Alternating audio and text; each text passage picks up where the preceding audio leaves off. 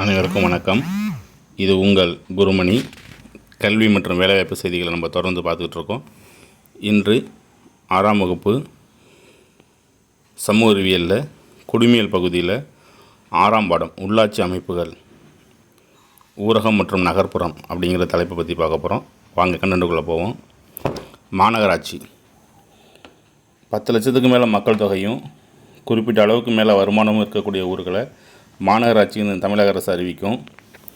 இந்தியாவிலேயே முதல் மாநகராட்சி சென்னை தான். 1688 மாநகராட்சி அது அறிவிக்கப்பட்டது. தற்போதைய மாநகராட்சி பட்டியல் கொடுத்துருக்கோம். 26 மாநகராட்சி சொல்லியிருக்காங்க. அதை கொஞ்சம் படித்து மனப்பாடம் பண்ணிக்கணும். இதில் மாற்றங்கள் வந்துச்சுன்னா அது கரண்ட் அஃபேர்ஸில் இருக்கும், அதையும் கவனிச்சிக்கணும். ஸோ நகர்ப்புற உள்ளாட்சி அமைப்புகளை 3ஆக பிரிக்கிறோம்: மாநகராட்சி, நகராட்சி, பேரூராட்சி. அதே கிராமப்புற உள்ளாட்சி அமைப்புகளை 3ஆக பிரிக்கிறோம்: ஊராட்சி, ஊராட்சி ஒன்றியம், மாவட்ட ஊராட்சி. ஸோ இதோட பேர், பணிகளை பற்றி தான் இப்போ நம்ம பார்க்க போகிறோம். நகராட்சி. மாநகராட்சிக்கு அடுத்தது 1 லட்சம் மக்கள் தொகை இருக்கக்கூடிய இடம், ஓரளவு குறிப்பிட்ட வருவாய் உள்ள ஊர்களை நகராட்சின்னு அறிவிக்கிறோம். தமிழகத்தில் முதல் நகராட்சியாக வாலாஜாப்பேட்டை அறிவித்தாங்க. பேரூராட்சி நகரத்துக்கும் கிராமத்துக்கும் இடையில இருக்கணும். சுமாராக 10,000 மக்கள் தொகை இருந்துச்சுன்னா அது பேரூராட்சி. இந்தியாவில் பேரூராட்சிங்கிற கான்செப்டை முதல்ல அறிமுகப்படுத்தினது தமிழ்நாட்டில் தான். மாநகராட்சியோட அலுவலர் யார் அப்படின்னு கேட்டிங்கன்னா ஐஏஎஸ் ரேங்கில் உள்ள ஆணையர். நகராட்சியோட அலுவலர் யாருன்னா நகராட்சி ஆணையர், நம்ம டிஎன்பிசி வழியாக வருவார். அதே மாதிரி பேரூராட்சியோட அலுவலர் யாருன்னா செயல் அலுவலர், இஓன்னு சொல்லுவாங்க. ஊராட்சி ஒன்றியம் பல கிராமங்களை ஒருங்கிணைந்து ஊராட்சி ஒன்றியமாக கொண்டு வராங்க. ஸோ ஊராட்சி ஒன்றியத்துக்கு கவுன்சிலர் நேரடியாக மக்களால் தேர்ந்தெடுக்கப்படுறாங்க. இந்த கவுன்சிலராக சேர்ந்து ஊராட்சி ஒன்றிய தலைவரையும் ஊராட்சி ஒன்றிய துணைத் தலைவரையும் தேர்ந்தெடுப்பாங்க.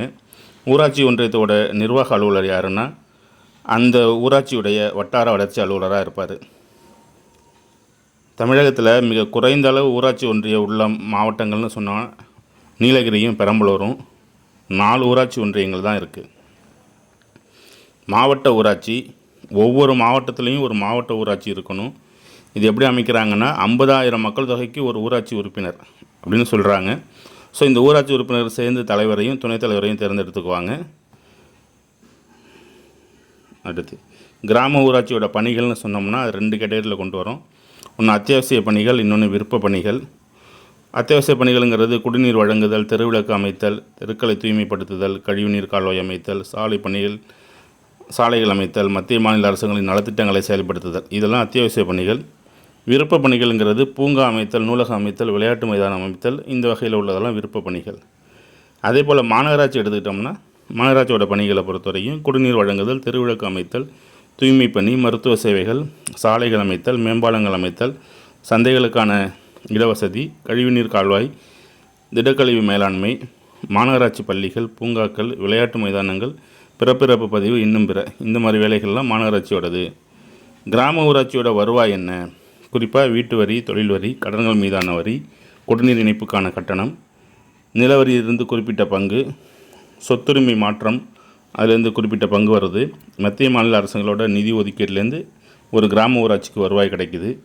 மாநகராட்சிக்கு எப்படி வருவாய் கிடைக்குது அப்படின்னா வீட்டு வரி, குடிநீர் வரி, கடைகள் மீதான வரி, தொழில் வரி, பொழுதுபோக்கு வரி, வாகன கட்டணம், மத்திய மாநில அரசுகளுக்கான நிதி ஒதுக்கீடு, இன்னும் பிற அப்படின்னு சொல்லியிருக்காங்க. இது வரி இனங்கள். கிராம வருவாய்க்கும் மாவட்ட வருவாய்க்குமான மாநகராட்சிக்கான வரி இனங்கள் இது. அடுத்து ஒரு முக்கியமான அமைப்பு கிராம சபை. கிராம சபைங்கிறது என்ன அப்படின்னா எல்லா கிராமத்துலேயும் கிராம சபை இருக்கும். இது ஒரு நிரந்தர அமைப்பு, இதை கலைக்க முடியாது. எந்த ஒரு சின்ன கிராமமாக இருந்தாலும் சரி கிராம சபை கூட்டம் நடத்தி ஆவாங்க. ஸோ நம்மளுடைய உள்ளாட்சியோட ஆணிவேருங்கிறது கிராம சபை தான். 18 வயசு நிரம்பிய அந்த கிராமத்தோட வாக்காளர் பட்டியலில் இடம் இருக்கிற அதாவது பெயர் இருக்கிற ஒவ்வொருத்தரும் கிராம சபை கூட்டத்தில் கலந்துக்கலாம். வருஷத்துக்கு 4 முறை கிராம சபை கூட்டத்தை கூட்டியே ஆகணும். ஜனவரி 26 தெரியும், மே 1 உழைப்பாளர் தினம், ஆகஸ்ட் 15 சுதந்திர தினம், அக்டோபர் 2 காந்தி ஜெயந்தி, 4 முறை இதை கூட்டணும். ஸோ இதோட அர்த்தம் என்ன அப்படின்னா பஞ்சாயத்து ராஜுக்கு, அதாவது உள்ளாட்சி அமைப்புகளுக்கு அதிக அதிகாரம் தரணும் அப்படிங்கிறது தான். ஸோ அதுக்காக பஞ்சாயத்து ராஜ் அப்படிங்கிற ஒரு சட்டத்தை கொண்டு வராங்க. 1992ஆம் ஆண்டு ஏப்ரல் 24ஆம் தேதி. அந்த ஏப்ரல் 24ங்கிறது தான் அந்த சட்டம் நடைமுறைக்கு வருது. ஸோ அந்த நாளை நம்ம தேசிய ஊராட்சி தினமாக நம்ம கொண்டாடுறோம். இந்த பஞ்சாயத்து ராஜுங்கிற வார்த்தையை கொடுத்தவர் மகாத்மா காந்தியடிகள் அவர்கள். பஞ்சாயத்து ராஜோட சிறப்பம்சம் என்ன அப்படின்னா கிராம சபா எல்லா ஊர்லையும் இருக்கணும்னு சொல்லுது.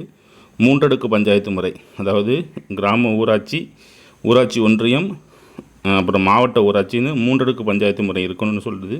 அதில் குறிப்பிட்ட அளவு இடஒதுக்கீடு கொடுக்கணும், தேர்தல் நடத்தணும், பஞ்சாயத்து உறுப்பினரோட பதவி காலத்தை நிர்ணயிக்கணும், பஞ்சாயத்துக்கு நிதி ஒதுக்கீடு நிதிக்குழு மூலம் கொடுக்கப்படணும், கணக்குகளை மற்றும் தணிக்கையை செய்யணும் அப்படிங்கிறத நோக்கமாக கொண்டு பஞ்சாயத்து ராஜ் சட்டம் இயற்றப்பட்டிருக்கு.